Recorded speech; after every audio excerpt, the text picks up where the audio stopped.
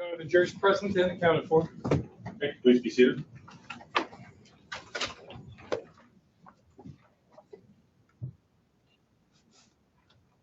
Jury's present and accounted for. Back on the record, State versus Bundy, State versus Schmidt. Attorneys are present. The parties are present. Ladies and gentlemen, you've now heard all the evidence in the case. It's my duty to instruct you as to the law. You must follow the rules as I explain them to you. You not follow some and ignore others. Even if you disagree or don't understand the reasons for some of the rules, you are bound to follow them. If anyone states a rule of law different from any I tell you, it is my instruction you must follow. In order to prove the defendant, Ammon Bundy, to be guilty of trespassing, the state must prove each of the following.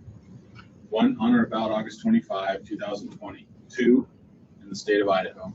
3, the defendant, Ammon Edward Bundy, willfully refused to immediately depart from real property. 4, after being notified either in writing or verbally to do so.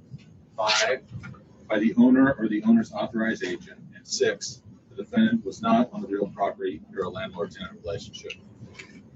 If any of the above have not been proven beyond reasonable doubt, you must find the defendant not guilty. If each of the above have been proven beyond a reasonable doubt, then you must find the defendant guilty. In order to find the defendant, Ammon Edward Bundy, to be guilty of resisting, delaying, or obstructing an officer, the state must prove each of the following.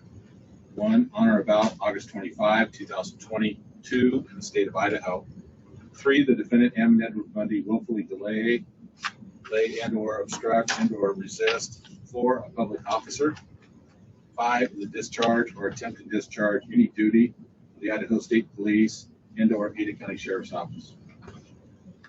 If any of the above have not been proven beyond a reasonable doubt, you must find the defendant not guilty. If each of the above has been proven beyond a reasonable doubt, then you must find the defendant guilty. In order for the defendant, Ammon von Schmidt, to be guilty of trespassing, the state must prove each of the following. 1, on or about August 25, 2020. 2, in the state of Idaho. 3, the defendant, Ammon von Schmidt, willfully refused to immediately depart from real property. 4, after being notified either in writing or verbally to do so. 5, by the owner or the owner's authorized agent. And 6, the defendant was not on the real property under a landlord-tenant relationship. If any of the above have been proven beyond a reasonable doubt, you must find the defendant guilty. If each have not been proven beyond a reasonable doubt, you must find the defendant not guilty. In order to show that the offense of resisting, delaying, or obstructing a public officer was committed willfully, the state must prove that the defendant knew, 1, that the person the defendant resisted, delayed, or obstructed was a public officer. 2, that the public officer was attempting to perform or was engaged in the performance of some official duty. The word duty includes only the lawful and authorized acts of a public officer. When the evidence shows that a person voluntarily did that which the law declares to be a crime, it is no defense that that person did not know that the act was unlawful or that the person believed it to be lawful. An act is willful or done willfully when done on purpose. One can act willfully without intending to violate the law, to injure another, or to acquire any advantage. Real property means public property and or private property open to the public. An agent is someone who is authorized to act for or in place of another, a representative. A person shall not be guilty of trespass for entering or remaining upon real property if the person entered or remained on the property pursuant to any of the following rights or authorities. A, an established right of entry or occupancy of the real property in question, including but not limited to an invitation, whether express or implied, to enter or remain on real property, including but not limited to the right to enter property that is, at the time, open to the public, if the person is in compliance with lawful conditions imposed on access, or B, any other person with a legally prescribed right to enter or remain on the property, the real property in question. You must give separate personal consideration to the charge against each defendant. Each is entitled to a verdict based upon the evidence and law which applies to that defendant. Each count charges a separate and distinct crime. You must decide each count separately on the evidence and the law that applies to it, uninfluenced by your decision as to any other count. The defendant may be found guilty or not guilty of either or both of the offenses charged. Every crime or public offense, there must exist a union or joint operation of act and intent. A defendant in a criminal trial has a constitutional right not to be compelled to testify. The decision whether to testify is left to the defendant. You must not draw any inference of guilt from the fact that the defendant does not testify, nor should this fact be discussed by you or enter into your deliberations in any way. Members of the jury, it is your duty to decide the facts and to apply those facts to the law as I've given it to you.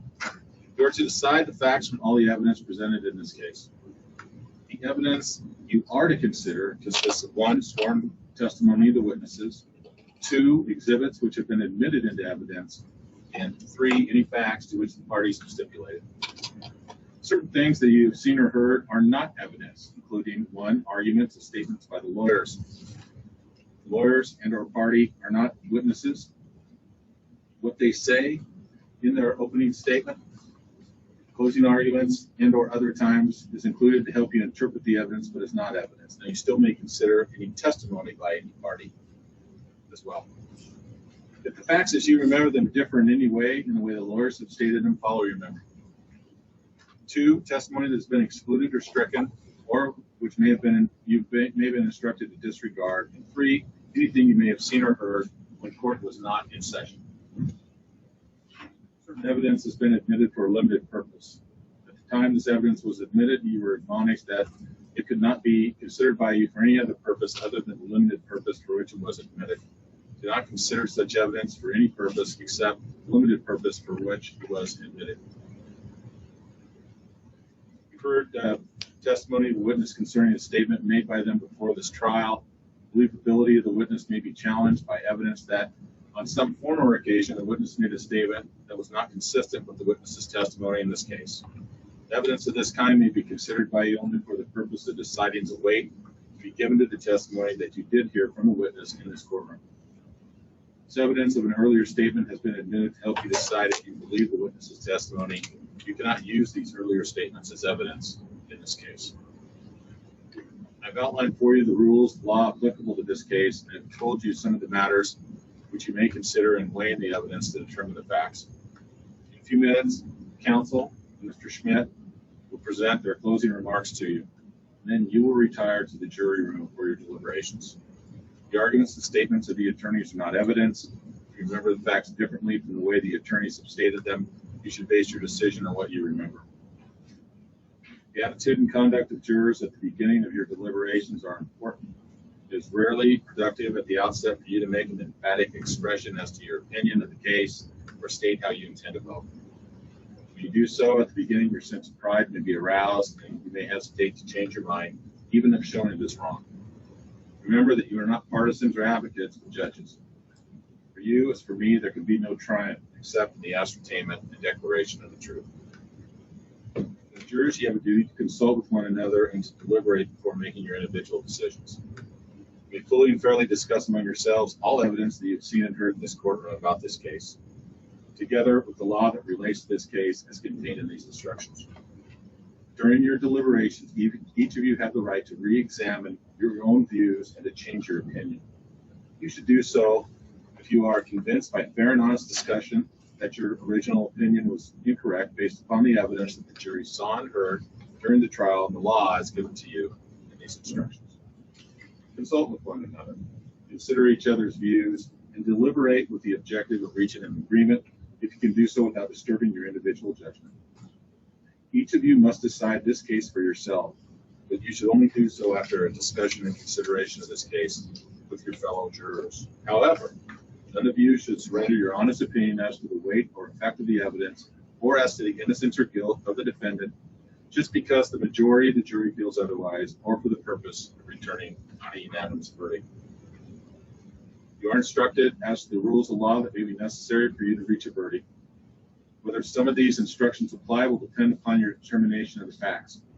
You will disregard any instruction which applies to the state of facts which you determine does not exist. You must not conclude by the fact that an instruction is given that the court is expressing any opinion as to the facts. Now, the original exhibits and instructions will be with you in the jury room. They're part of the official record. For this reason, please do not alter them or mark on them in any way. Instructions are numbered for convenience or referring to specific instructions.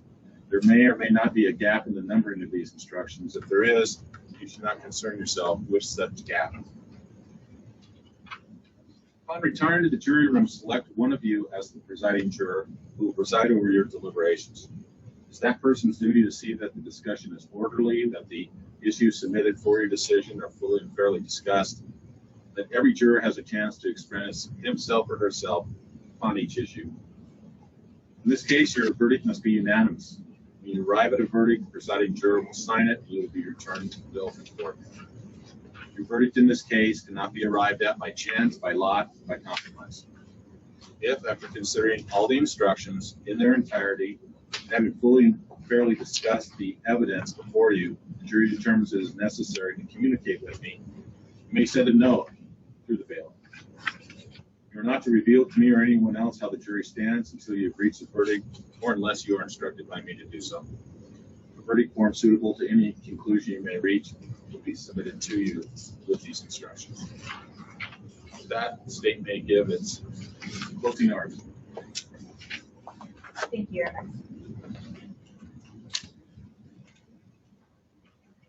Right.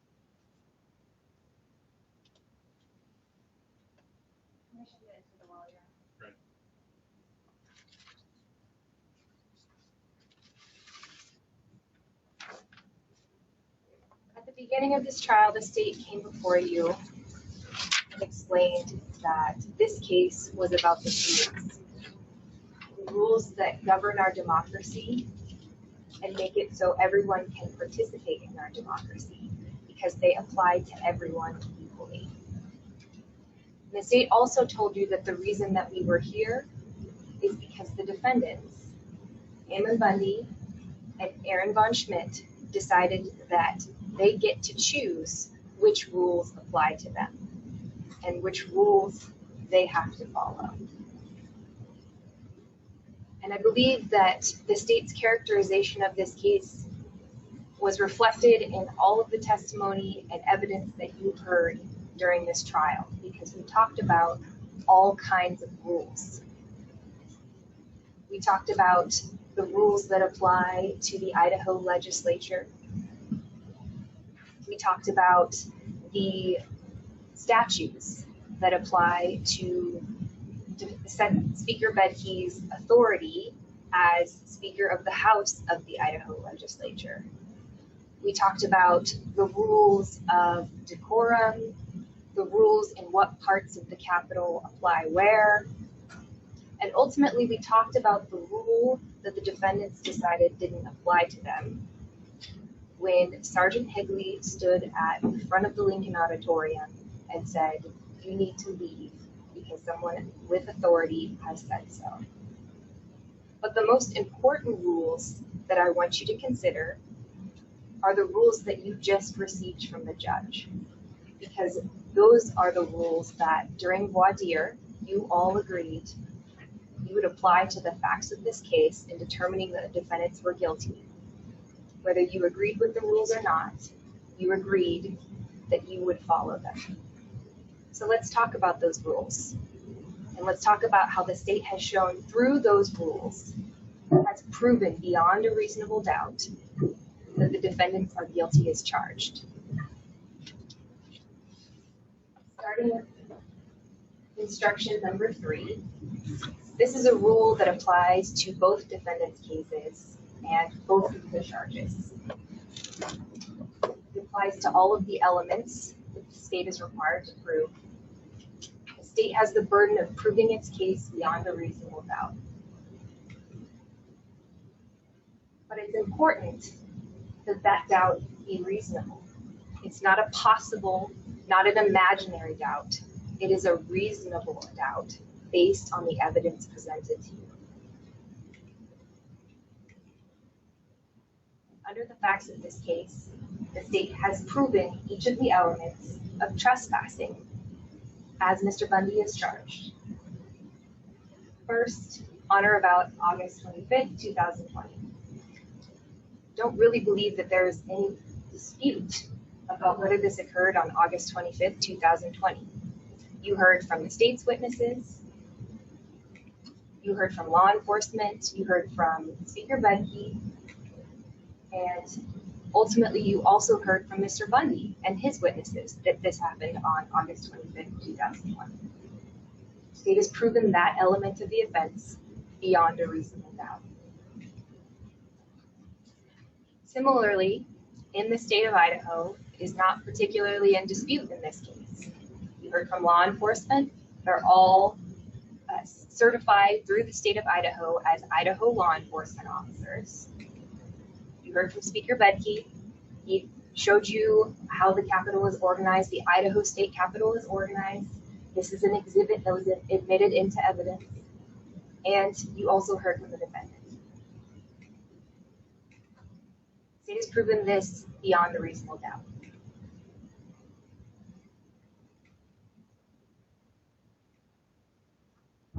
Next element. The defendant, Ammon Edward Bundy, willfully refused to immediately depart from real property.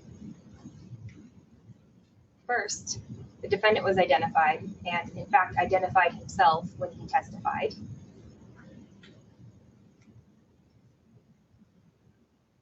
He testified that he was in the seat at the front of the Lincoln Auditorium and did not plan to leave. This was his testimony both when he testified in court and also when he made a statement, one of the state's exhibits, a video, when he made a statement about what had happened on the 25th. A few days later, he said to the public in that video that he was not planning on leaving that seat, and he didn't. He didn't leave the seat when he was approached. I also want to talk to you about real property.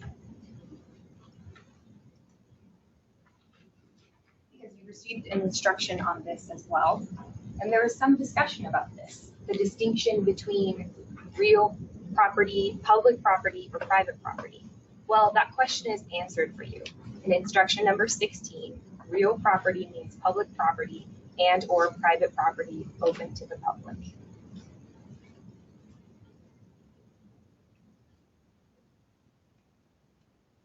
The state is also required to prove that Mr. Bundy did this willfully. Well,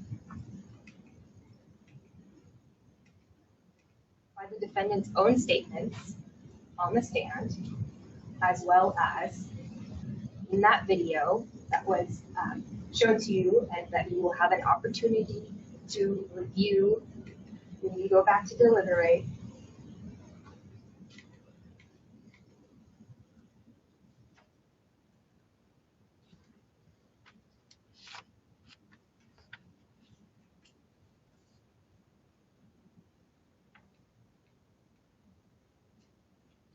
Defendant told you he did this on purpose. He told you that he did not plan to leave, and regardless of whether he was intending to violate the law, this instruction tells you he did it willfully, based on that testimony, based on the state's evidence. The state has proven this element beyond a reasonable doubt. The next element is after being notified, either in writing or verbally, to do so. You heard testimony from Sergeant Higley about this as to Mr. Bundy.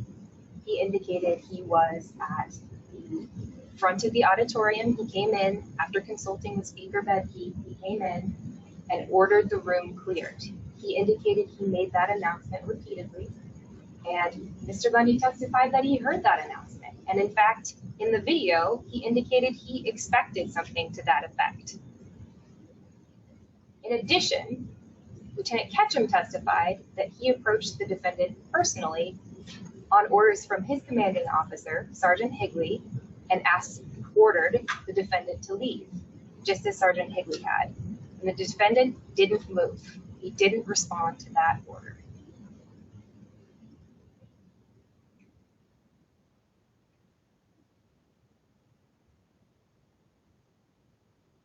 The next element, by the owner or the owner's authorized agent. This is primarily the focus of Speaker Bedke's testimony. Speaker Bedke testified about his authority as a Speaker of the House of the Idaho Legislature. He has authority under the Idaho Constitution, Idaho statutes, and Idaho's House and Joint Rules. Some of those things were admitted as evidence, and you'll also be able to take them back with you. Speaker Bedke explained to you through those documents how he has authority as Speaker of the House, as an agent of the state of Idaho, as an elected representative, and as the highest supervising officer of the House of Representatives. He also indicated to you that he exercised that authority on August 25th, 2020. Under his authority as Speaker of the House, under the House Joint Rules that provide that he has authority over the Lincoln Auditorium as a shared space, separately from the President Pro Tem of the Senate, he has authority over that space. He testified to you that he exercised that authority as an agent of the state of Idaho. He is charged under Rule 63 with maintaining the order of the spaces inside of the Idaho Capitol. He indicated to you also that he exercised that authority at the close of legislative business on August 25th, 2020. It was the end of the session for that day, and he said, clear out the room. And he gave his full authority to Sergeant Higley to execute that order. Sergeant Higley also testified. He indicated that he has a special position with the Idaho State Police where he frequently is involved with enforcing rules and laws at the Idaho State Capitol. He's familiar with the process where he has to go to the right person to get the right authority. And on that date, he went to the right person. He went to Speaker Bedke, he consulted with him, and when he left that conversation, he knew that the Lincoln Auditorium needed to be cleared by order of the Speaker of the House. The state has proven this element beyond a reasonable doubt. Speaker Bedke is an agent of the state of Idaho. He gave his full authority to Sergeant Higley to clear the Lincoln Auditorium on August 25th, 2020. Clear the Lincoln Auditorium, not arrest Ammon Bundy, not arrest Aaron von Schmidt, clear the Lincoln Auditorium.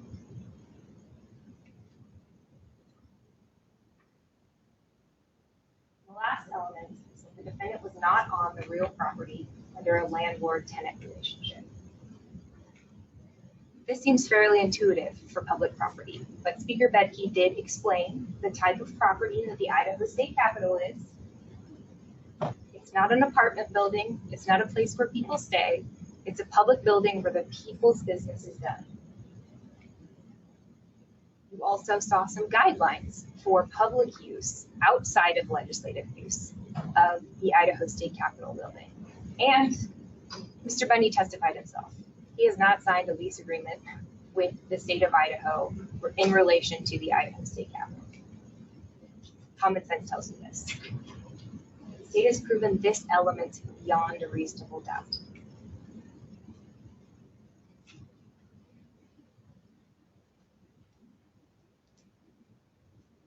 Moving on to the second charge Mr. Bundy has been charged with.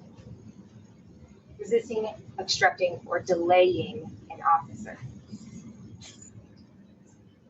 On or about August 25th, just as with the last charge, we are required to prove that separately for this charge, that the offense occurred on or about August 25th, 2020. You heard testimony to that effect. You saw evidence to that effect. In the state of Idaho, same situation. You heard testimony, you saw evidence, including the defendant's own statements and including the statements of his witnesses. In the first substantive element here, defendant Ammon Edward Bundy willfully delayed. Let's talk about the word willfully. You've received an instruction about what the word willfully means in this context. In this context, willfully means that Mr. Bundy knew that the people, in this case, the officers he was resisting, delaying, or obstructing were public officers. What does that mean? They were in uniform. You saw video of them in uniform. They were wearing, Idaho State police troopers were wearing their full dress uniforms. And the Ada County Jail deputies were wearing uniforms as well in the video. And the second part of willfully is that the public officer was attempting to perform or was engaged in the performance of some official duty. The officers explained to you what they were doing here. Lieutenant Ketchum was executing an order of his commanding officer at the Idaho State Capitol, as was the other officers involved in the arrest of Ammon Bundy. Similarly, the deputies at J2 and the Ada County Jail, both places where Mr. Bundy was taken on August 25th, 2020. They testified about the booking process, that this is a process that they go through with every single person who is booked into the Ada County Jail. Every person who is processed after an arrest has to go through the same process. They explained why they have to go through that process, to make sure that the state has the right person, to make sure that that person doesn't get lost in the jail, to make sure that that person can bond out of jail. There's a reason for these duties, and they told you about that. And the final part of willfully goes to exactly that. The duty includes only the lawful and authorized acts of a public officer. They were not acting unlawfully.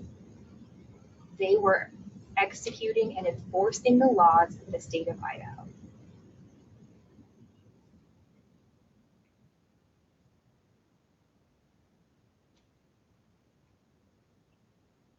Part of this is a public officer. You heard testimony about this. You saw their uniforms. They explained to you how they're certified in the state of Idaho, how they go through training year after year to maintain that certification. These were all public officers, whether they were Idaho State police troopers or lieutenants or Ada County jail sergeants or deputies. The state has proven this element beyond a reasonable doubt. The next element, in the discharge or attempt to discharge any duty of the Idaho State Police Office and or Ada County Sheriff's Office. Talked about this a little bit in regards to the willfully instruction. Troopers were at the Idaho State Capitol that day. They were there to maintain order. You heard a little bit about why. They were acting at the behest of Sergeant Higley, who was in charge of that organization, that law enforcement organization at the Idaho State Capitol. He told you about that. And they were ordered to clear the room.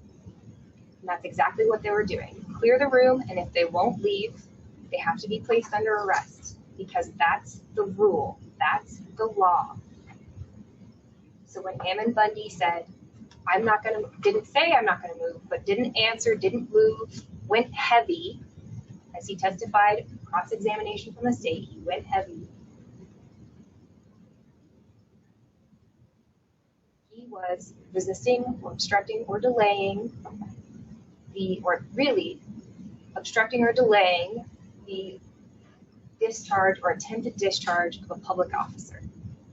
Similarly, deputies at J2 and the Ada County Jail. You saw video from both of those places. They were just trying to do their jobs, the jobs that they have to do for every person under the law of the state of Idaho who is placed under arrest and taken through the booking process. That's all they were doing. They were doing their lawful duties. The state has proven this element beyond a reasonable doubt.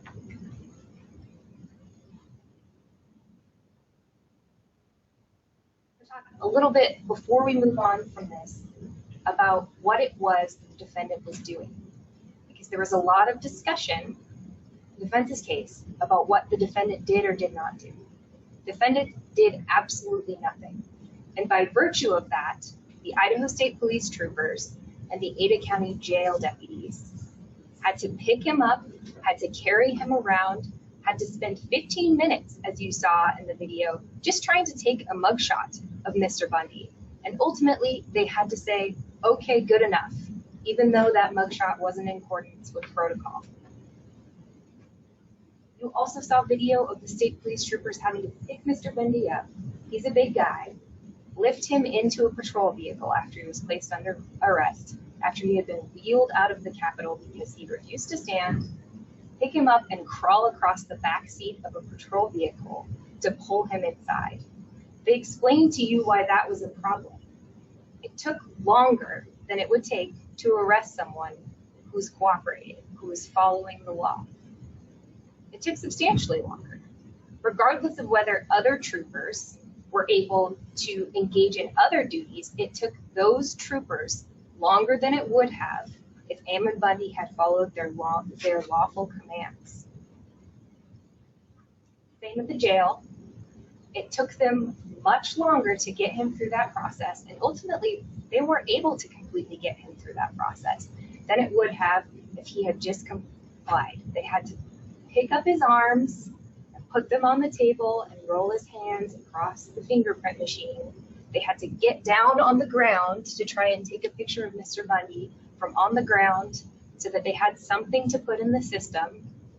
These are officers just trying to do their jobs under the law as officers of the state of Idaho, and it took longer than it should have. That's a problem, as Lieutenant Ketchum testified, because that takes away resources from the rest of law enforcement. And at the Idaho State Capitol, it left them in a position where there were fewer people to address other potential threats, because it took more people to help get Ammon Bundy into the back of a patrol vehicle on the side of the road and crawling across the seat. It's not safe. It took more people and it took longer. And as a result, the state has proven this offense beyond a reasonable doubt. And I ask you to find the defendant, Mr. Bundy, guilty as to both trespassing and resisting, obstructing, or delaying an officer. Moving on to Mr. Schmidt. On or about August 25th applies separately to Mr. Schmidt's case.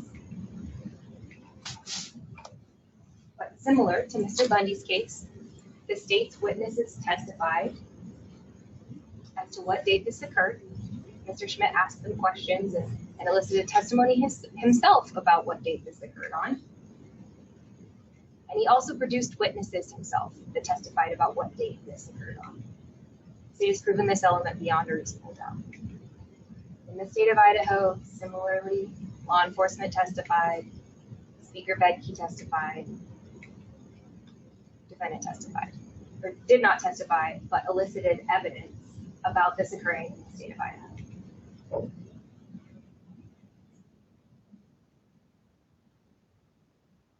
Defendant Aaron Von Schmidt willfully refused to immediately depart from rural property.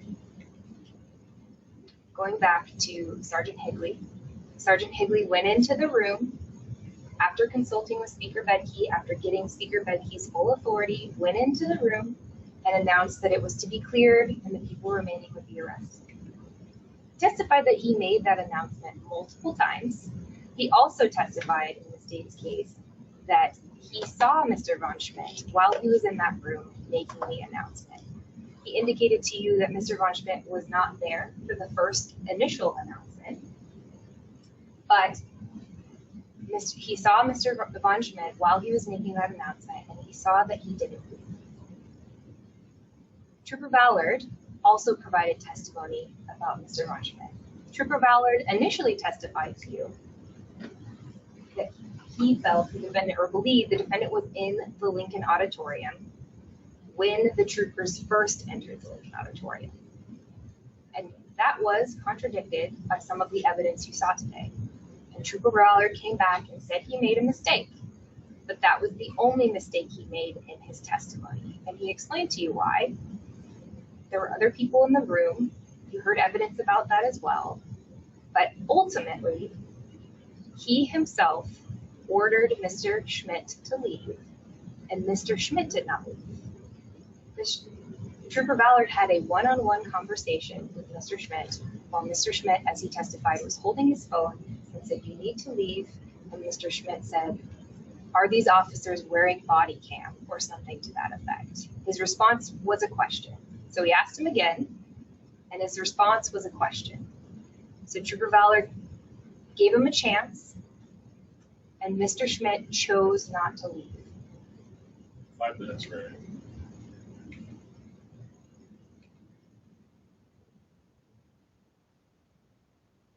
Next, after being notified in writing verbally to do so, we just talked about this. The whole room was notified repeatedly. Sergeant Higley even testified at one point he felt like he was looking right at Mr. Schmidt as he was making this announcement. And Trooper Ballard also notified the defendant directly. This element has been proven beyond a reasonable doubt by the owner and the owner's authorized agent. We went over this in regards to Mr. Bundy's case. The same evidence applies.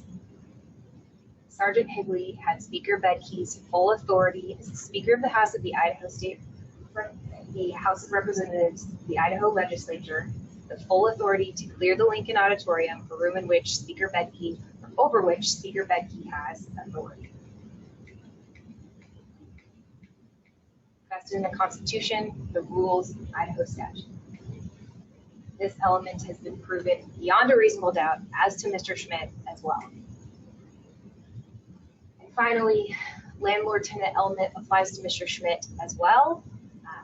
And Speaker Bedke, it's a typo, Speaker Bedke testified about this. Speaker Bedke explained what kind of place the Capitol is, the same sort of evidence that applied to Mr. Bundy's case. Well, Mr. Von Schmidt did not testify that he had his lease. Your common sense tells you he was not there as a tenant of the Idaho Capitol.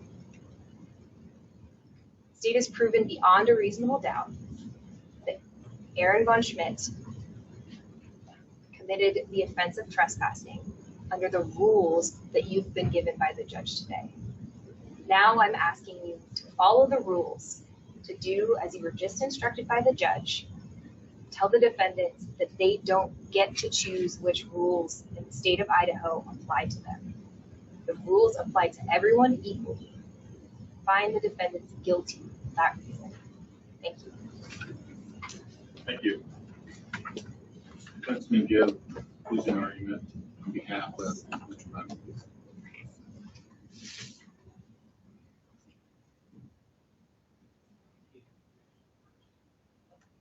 Very well, Mr. Schmidt, you may give a closing argument. Yes. Thank you.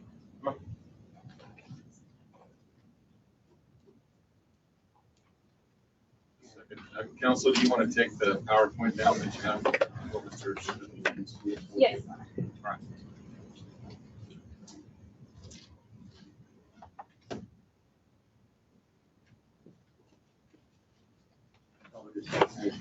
You may enter the one. Your patience. told you I was going to struggle, so I appreciate it. I'm doing the best I can. The best I can to get to the truth. So. Sorry. Mr. Schmidt, I need you to speak up loud enough so the court reporter can hear you, sir. Thank you.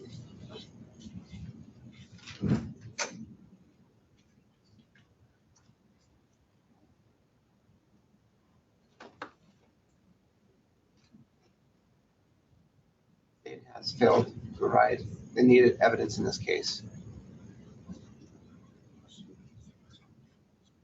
I wasn't notified. I couldn't be in the Lincoln Auditorium room.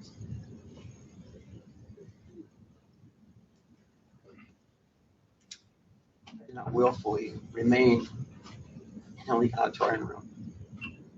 Evidence is really clear. I did not refuse to leave the Lincoln Auditorium room. I wasn't given an opportunity to leave. You guys have seen the evidence. You've seen the evidence. The evidence speaks for itself.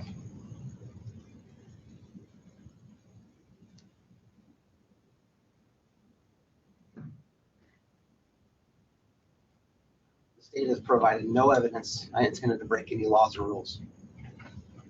Zero.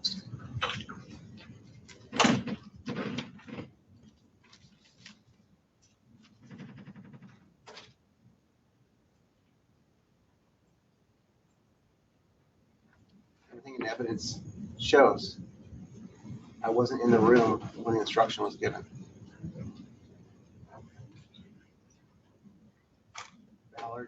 Officer Ballard misrepresented the truth.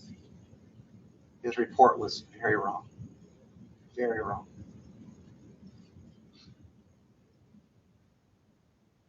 Officer Higley stated that Officer Higley stated there was 2 people that were arrested in that room. There was 3.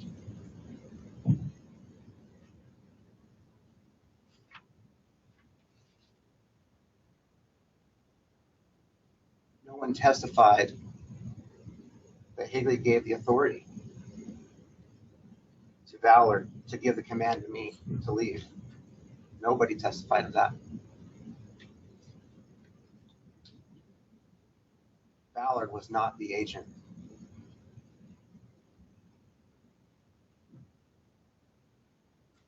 Thank you for your patience. I don't want to keep you guys any longer. You guys have been great. And I hope you all have a wonderful 4th of July. And enjoy this special day. Thank you. That's all I have. I just ask you to please find me not guilty, because I'm not guilty. Thank you. Thank you. Council may proceed. Closing argument on behalf of Mr. Bundy. Your Honor, while I do that, may I move about the well and have the use of the Alamo? You may.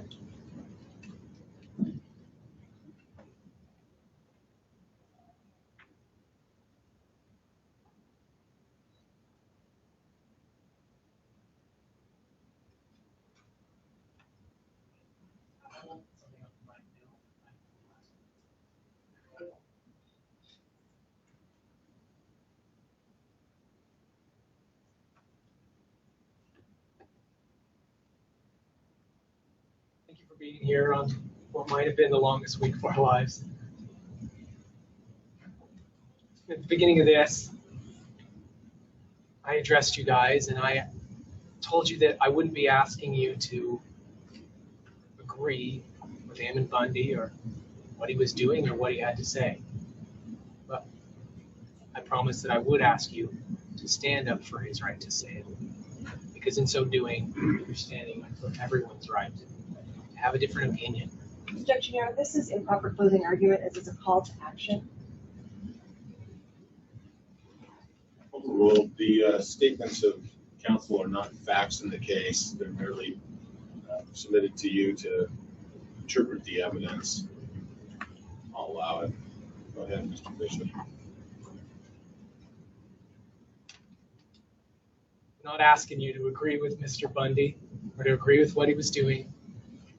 I'm asking you to defend the right to do it, to have a different opinion.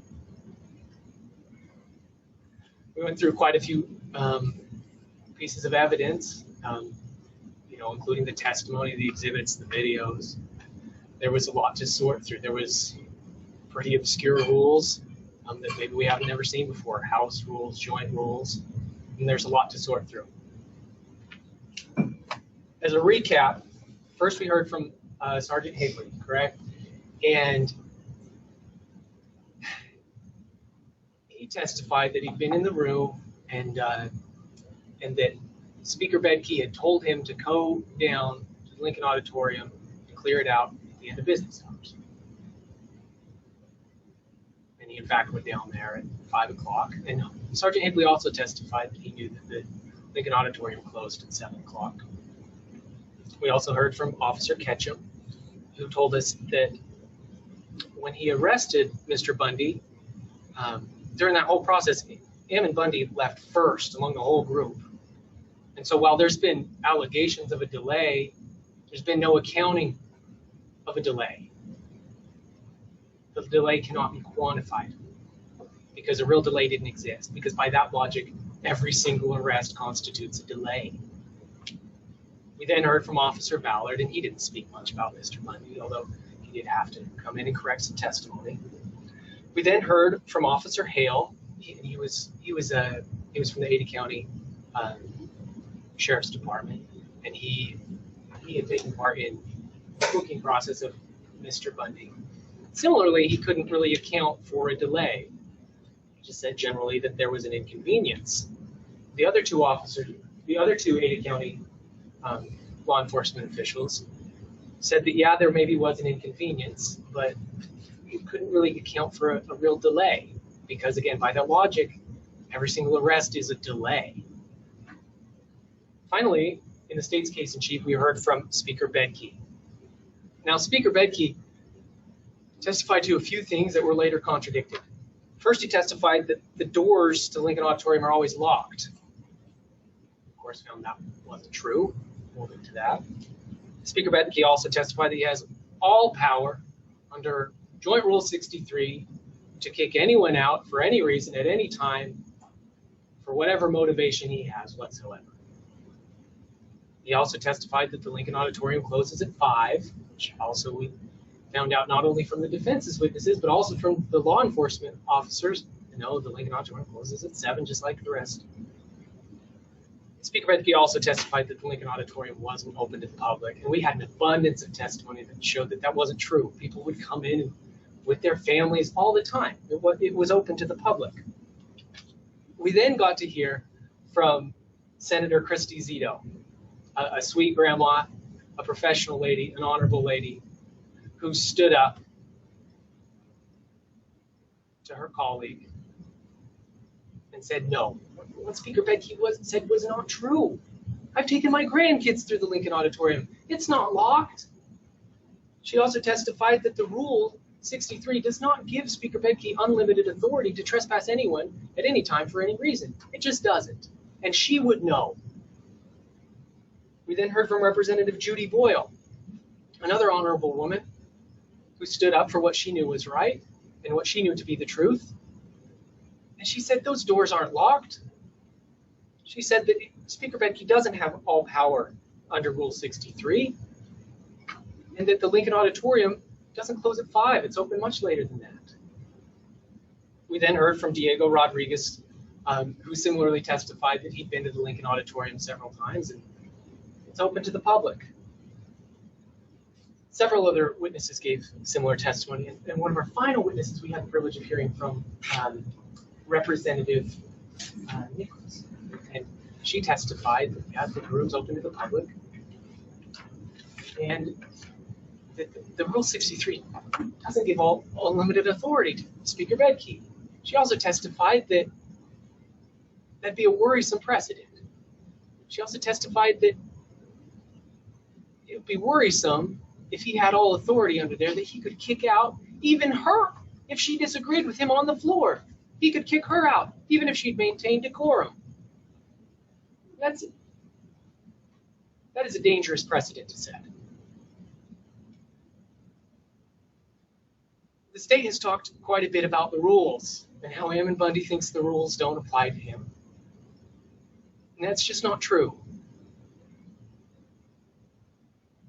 This whole process, we had the privilege of hearing from Mr. Bundy, and he's not trying to hide the ball at all here. He is totally forthcoming. He is an honest man in every respect. You might not like other things about Mr. Bundy, but he is honest, no matter what. And he did not try to hide the ball, and he testified to exactly what he did. He owned up to it completely, because he said he knew he was within his rights, and he really believed that at the time. He was within his rights to be there. He had read the rules. He had read that it closes at 7. He knew he had a right to be there until 7 o'clock. It wasn't some kind of stunt. It wasn't pre-planned. In fact, he testified that he had other places to be.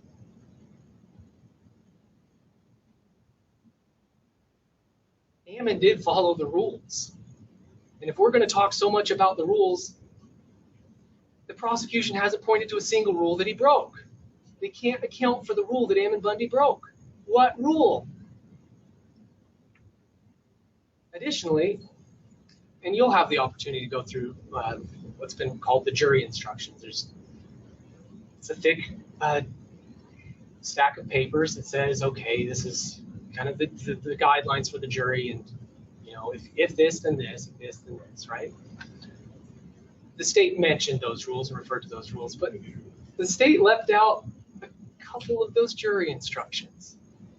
And I'd like to point your attention to those jury instructions right now.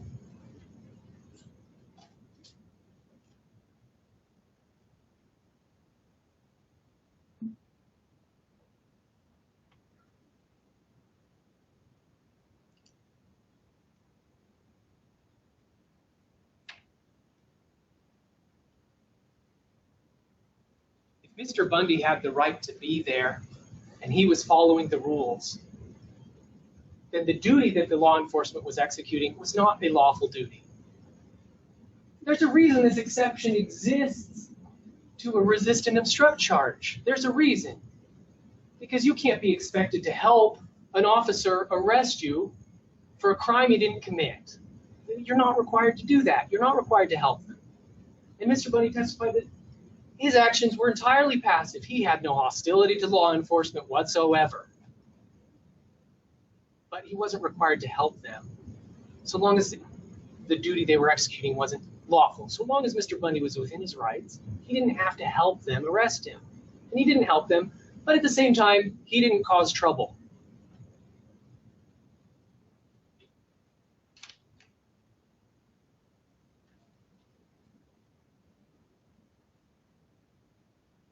Instruction 17 is important too.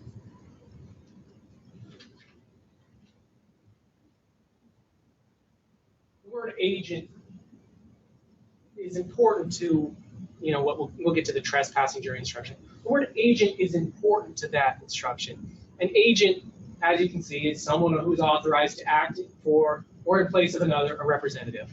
And so there's kind of a chain of agency here. Okay, so who owns the Capitol building? We do. It's the people's house. We own the Capitol building. The testimony's clear on that. And I think that's obvious. We own the Capitol building. The state has argued that Speaker Bedke is the agent of the owner of the Capitol building. But there's got to be a line to his authority. He cannot kick anyone out for any reason at any time. He said Rule 63 gives him unlimited power. It doesn't.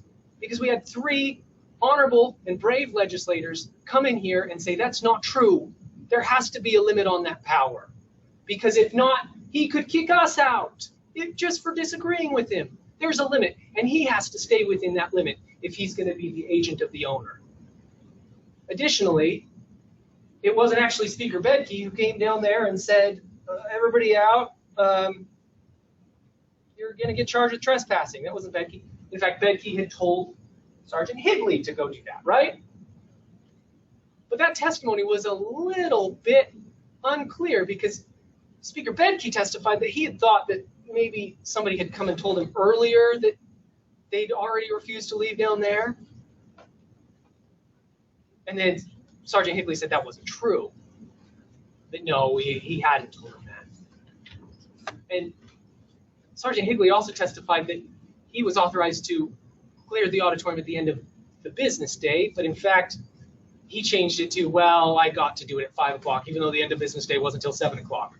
It's like giving somebody your credit card and saying, go to the store and buy me a salad, and they buy themselves a TV. You got to act within the lines of your authority if you're going to be the agent for that person. One final jury instruction that I think is the most concerning that the prosecution omitted from your attention.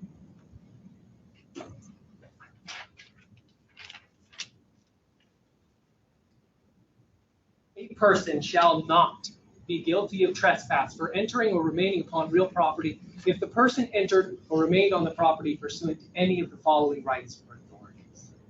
An established right of entry or occupancy to the real property in question, including but not limited to the right to enter property that is at the time open to the public if the person is in compliance with the lawful conditions imposed on access. Ammon Bundy was in perfect compliance with the lawful conditions imposed on access to the Lincoln Auditorium. He knew them strictly. He follows the rules. A person shall not be guilty of trespass if they're in a place that's open to the public and they're in compliance with the lawful conditions imposed on access. The prosecution couldn't point us to a single rule that he broke in there. He was, in fact, in perfect compliance with the conditions imposed on access to the Lincoln Auditorium. Sure, there are rules for when a hearing's going on and there's disruptions. Well, number one, there wasn't a hearing going on, and there wasn't any disruptions. He was entirely peaceful and entirely calm. I'm not asking you to agree with Ammon Bundy. I'm asking you to stand up for his right to have his opinion. Because in so doing, you're standing up for everyone's right to have a different opinion and not be charged with a crime for it. This is where we have to draw the line. No one else can do this for you. You got to look at the juror next to you and look them in the eye and know that they're going to stand up for your rights because you're going to do the same for them, even if you disagree. That's America, guys. That's all it is.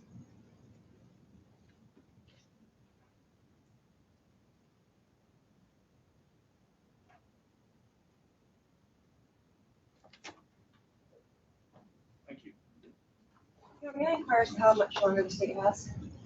I'm going to give you, I'll give you 5 minutes.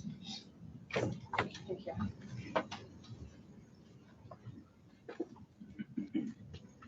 Ladies and gentlemen, I have a little bit to cover in 5 minutes. I want to start with jury instruction number 2. This says that closing arguments are not evidence. I don't have time to address all of the possible mischaracterizations of the evidence that you just heard, but I just ask you to take a look at that jury instruction and go back there and look and remember the evidence as you saw it and heard it, rather than how it was just characterized. Jury instruction number 18. We omitted it in the first close, but I'm going to talk about it now. This does not apply to the current situation because the person must be in compliance with the lawful conditions imposed on access. Ammon Bundy and Aaron von Schmidt were no longer in compliance with the lawful conditions imposed on access because someone asked them to leave the room and they didn't. It's that simple. Now, this evidence is that the hearing in that room ended at 2:30. There was no legislative business going on whatsoever. The hearing in the other room ended around 4:30. It all kind of came together at the close of business, happened to be 5 o'clock, yes. That room was closed when Speaker Bedke said it was closed. It happened to correspond maybe with that 5 o'clock hour, but there was no more business to be done that day, certainly not in the Lincoln Auditorium. And then the further testimony was in none of the hearing rooms. It's Speaker Bedke's authority to close it, and that's what he did. So this is why this does not apply. And B, and any other person with a legally prescribed right to enter or remain on the real property in question. Well, Ammon Bundy and Aaron von Schmidt's legal right to remain ends when the Speaker of House tells them. Okay, again, arguably the second or third most powerful elected official in our state. He has the authority. We have charged him, we have given him through our laws the privilege and the responsibility of taking care of our Capitol. And that is what he was doing. Now you might want to know why. Why did he do it? Well, he told you it was the close of business, there's nothing else to do.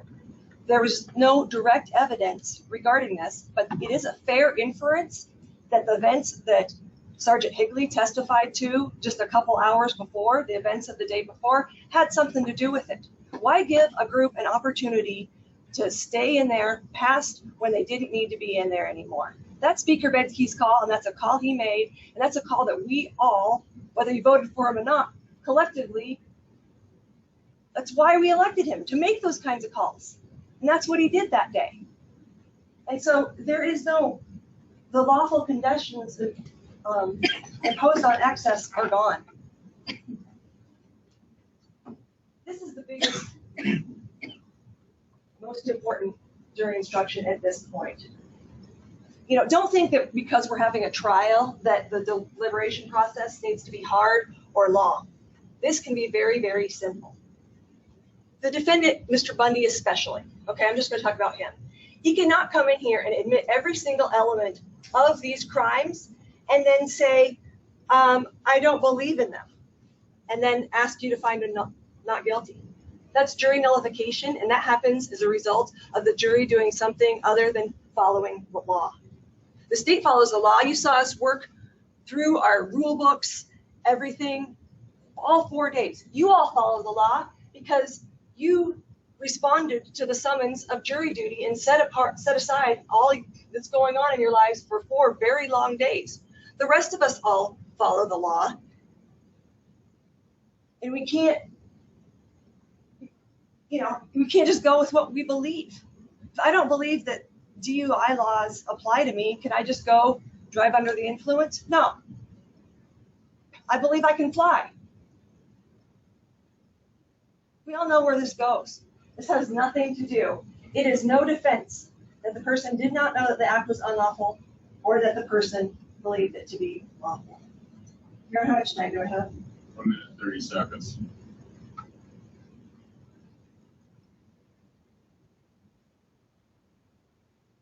The state cannot point to a single rule that Ammon Bundy broke. I will do that right now in case that was not clear. Ammon Bundy refused to immediately depart the Lincoln Auditorium when Sergeant Higley gave the order. That is the rule. That is the law that Ammon Bundy broke. He continued to violate the law when he, because of his personal beliefs, don't really care why, he went heavy and delayed everybody because everywhere Ammon Bundy went that day, it took extra officers. You saw all the testimony. Review it, count it, use your common sense and experience. You're not supposed to lose that at the door. You bring that to this experience of being a juror. You just look at all that stuff and see, is Ammon Bundy taking longer than it should? Yes. Is the result of that these officers are delayed from going back to all of their other responsibilities on these very stressful days going on at the Capitol when they're doing everything they can to protect your rights and my rights? Mr. Bundy does not like the rights, the law. There's a process for that. And he actually testified that he did engage in that process. He also testified that he's not registered to vote. You don't have to get arrested in order to make a point. I ask you to follow the law and to hold Mr. Bundy and Mr. von Schmidt accountable. You know, if you want to break the law, that's fine. There are consequences.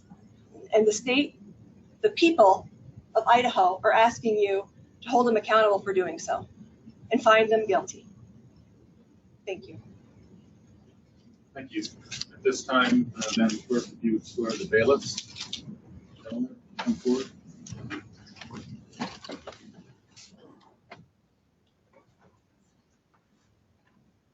You swear to keep this jury together in a convenient place until they have agreed upon a verdict or are discharged by the court. that you will suffer no person to speak to or communicate with them on any subject connected with the trial, nor do so yourself unless by order of the court, and that you will return them to open court to render their verdict. So help you God. Thanks. At this time, we're going to select the alternate juror. I'd like all the parties to come forward. Mr. Bundy, if you can come forward too, bring your hat.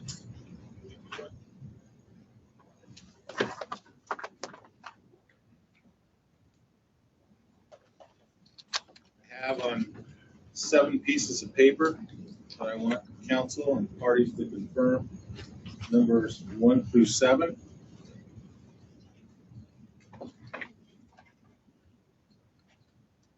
Those. Bundy, I want you to show everybody you had nothing in your hat. No paper or anything.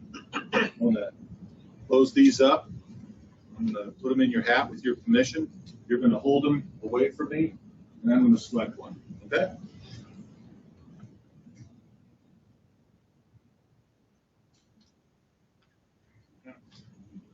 You can go ahead and jiggle them up. You just can't take anything out.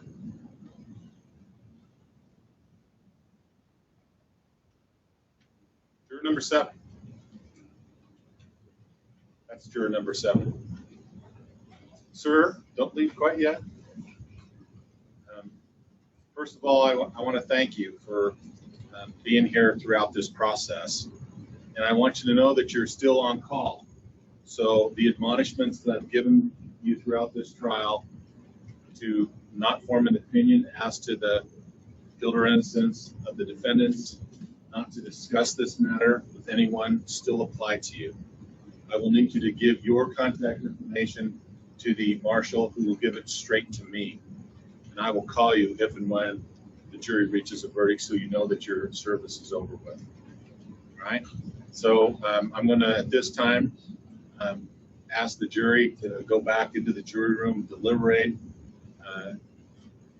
seek justice in a unanimous verdict in this case. Good luck.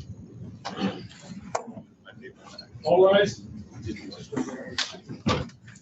deliberation.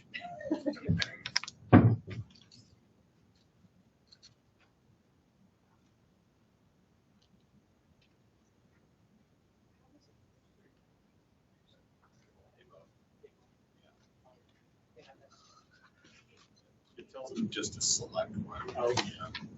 Motion that so close. Good job getting this done. That was amazing. Thanks, you guys. You did a good job. I usually come down and shake the hands of the lawyers, so if they want to. I do have to renumber Mr. Schmidt's elephant thing because it had wrong numbers on it. Okay. Yes. Yeah. So I'm going to renumber that before I give it back to him. Well done, you guys. You did a good job representing yourself. It was good close. It's good close, you guys. Well done. Here's what I'm going to do with the jury. I'm going to kind of leave it up to them whether they want to deliberate and how long, and if they want to come back tomorrow, I'm going to let them. If they order food, it takes an hour to get here, so we'll know that they maybe want to stay a little longer. We'll try to let you guys know if they're going to do that. Obviously, if we release it for the night, we're going to let you know that too. So I need cell phones of y'all. Email the Keely or? But don't email them, please write them down on a piece of paper and hand them to me. Thank you. Yeah, Put them in a hat. yeah.